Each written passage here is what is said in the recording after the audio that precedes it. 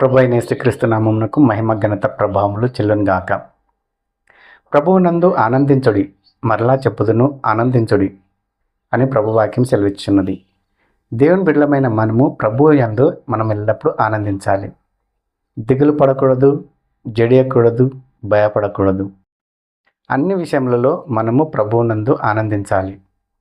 అన్ని విషయములలో మనము దేవునికి కృతజ్ఞతాస్తుతులు చెల్లించే వారమై ఉండాలి. కాబట్టి మనము ఎల్లప్పుడూ ప్రభువునందు ఆనందించాలి, సంతోషించాలి, గంతులు వేయాలి.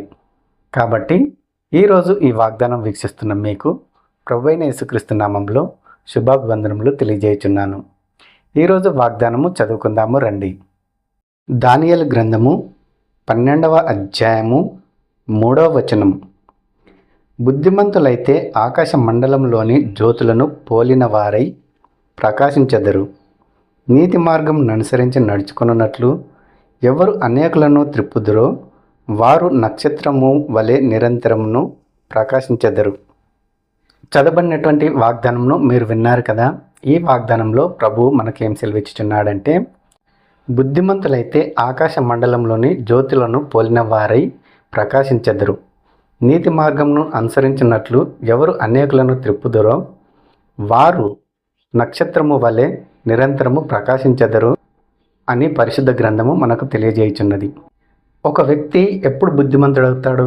ఇష్టానుసారమైన జీవితం జీవిస్తున్నప్పుడు బుద్ధిమంతుడవుతాడా?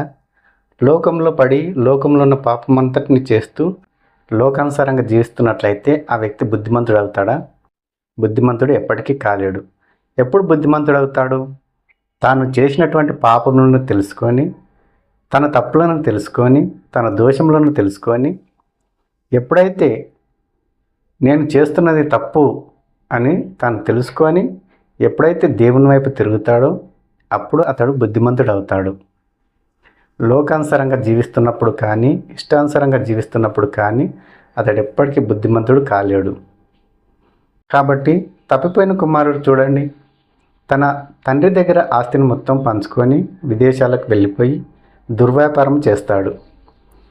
కానీ చెడ్డ స్నేహితులతో కలిసి ఉన్న డబ్బంతా, ఉన్న ఆస్తినంతా పోగొట్టుకుంటాడు. అప్పుడు అతడు బుద్ధిమంతుడు అవుతాడా? లేదు. అతడు ఎప్పుడు బుద్ధిమంతుడు అవుతాడు? తాను చేసినటువంటి తప్పు ఎప్పుడైతే తెలుసుకుంటాడో అప్పుడు తన తండ్రి గుర్తొస్తాడు. తన తండ్రి వద్ద అనేకులు పనివారు ఉన్నారు, వాళ్ళకు సమృద్ధిగా ఆహారం ఉన్నదని తప్పిపోయిన కుమారుడు ఎప్పుడైతే తెలుసుకొని తండ్రి వైపు తిరుగుతాడో అప్పుడు అతనికి బుద్ధి వస్తుంది. బుద్ధి వచ్చినప్పుడు అతడు వెనుతిరిగి మళ్ళీ తండ్రి వద్దకు వస్తాడు. కాబట్టి అప్పుడు అతడు బుద్ధిమంతుడు అవుతాడు. బుద్ధిమంతులైన ప్రతి ఒక్కరూ ఆకాశ మండలంలోని జ్యోతులను పోలిన వారై ప్రకాశించెదరు. కాబట్టి నీతి మార్గమును ఎవరైతే అనుసరిస్తారో, ఎవరైతే నీతి మార్గమును అనుసరించి నడుచుకుంటారో, ఎవరైతే అనేకులను ప్రభువు చెంతకు, ప్రభు సన్నిధికి కానీ ప్రభు వైపు ఎవరైతే అనేకులను త్రిప్పుతారో వారు నక్షత్రముల వలె నిరంతరము ప్రకాశిస్తారు. కాబట్టి మనము పాపంలో జీవించినట్లయితే మనం బుద్ధిమంతులం కాలేము, బుద్ధిహీనులమవుతాము. కాబట్టి మనము బుద్ధిమంతులమై ఆకాశ మండలంలోని జ్యోతులను పోలిన వారే ప్రకాశించాలి. అలాగే నీతి మార్గమును అనుసరించి నడుచుకున్నట్లు ఎవరు అనేకులను త్రిప్పుతారో, అంటే మనము తెలియని వారికి దేవుని రాజ్య సువార్త ప్రకటించాలి. యేసయ్య గురించి వాళ్ళకు చెప్పి వాళ్ళను కూడా ప్రభు యొద్దకు, ప్రభు సన్నిధికి నడిపించాలి. అప్పుడు మనము నక్షత్రముల వల్లే నిరంతరము ప్రకాశిస్తాము. దేవుడు తన బిడ్డలు ఆకాశంలో నక్షత్రముల వల్లే నిరంతరం ప్రకాశించాలని కోరుకుంటున్నాడు. అలా ప్రకాశించాలంటే ముందు మనము బుద్ధిమంతులము కావాలి. పాపం జీవితం నుండి మనము విడుదలను పొందాలి. మన తప్పులను, మన పాపలను మనం తెలుసుకొని ఆయన వైపు తిరగాలి. నిరంతరము ఆయన వాక్యమును ధ్యానించాలి, ప్రార్థించాలి. అప్పుడు మనము బుద్ధిమంతులం అవుతాము. దేవుని యందు భయభక్తులు కలిగి జీవించిన వారం అవుతాము. దేవునికి లోబడిన వారం అవుతాము. ఆయన రక్తంలో కడగబడి ఆయనకు సాక్షులుగా జీవించే వారం అవుతాము.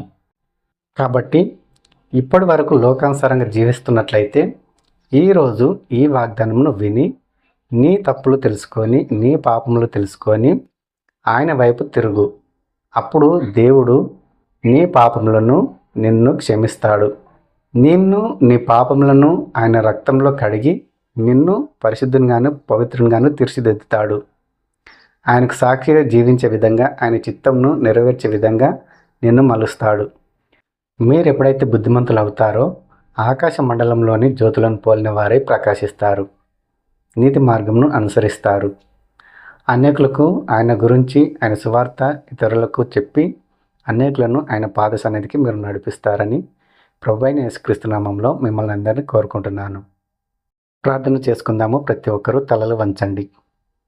పరలోకమందున మా తండ్రి యేసయ్య, నీ ఘనమైన నామంకు వందనాలు తండ్రి. యేసయ్య, ఈ వాగ్దానం ద్వారా ఈరోజు మాతో మాట్లాడినందుకై నీకు వందనాలు, స్తుతులు, స్తోత్రములు చెల్లించుకుంటున్నాము తండ్రి. ఈ వాగ్దానం ప్రతి ఒక్కరూ విని తమ హృదయంలో నీ వైపు త్రిప్పుకొనుటకు సాయం చేయండి. పాపం జీవితం నుండి విడుదలను పొందుటకు సాయం చేయండి. అనేకులు నాయన నీ రక్తంలో కడగబడి పరిశుద్ధమైన జీవితం జీవించుటకు తీర్మానం తీసుకుంటకు సహాయం చేయండి. అనేకులు బుద్ధిమంతులై ఆకాశ మండలంలోని జ్యోతులను పోలిన వారై ప్రకాశించుటకు సహాయం చేయండి. నీతి మార్గం అనుసరించి నడుచుకున్నట్లు అనేకులను నీ వైపు త్రిప్పుటకు సహాయం చేయండి. కనికరం గల దేవ, ప్రేమ గల తండ్రి, నీకే వందనములు, స్తుతులు, స్తోత్రములు చెల్లించుకుంటున్నాము తండ్రి.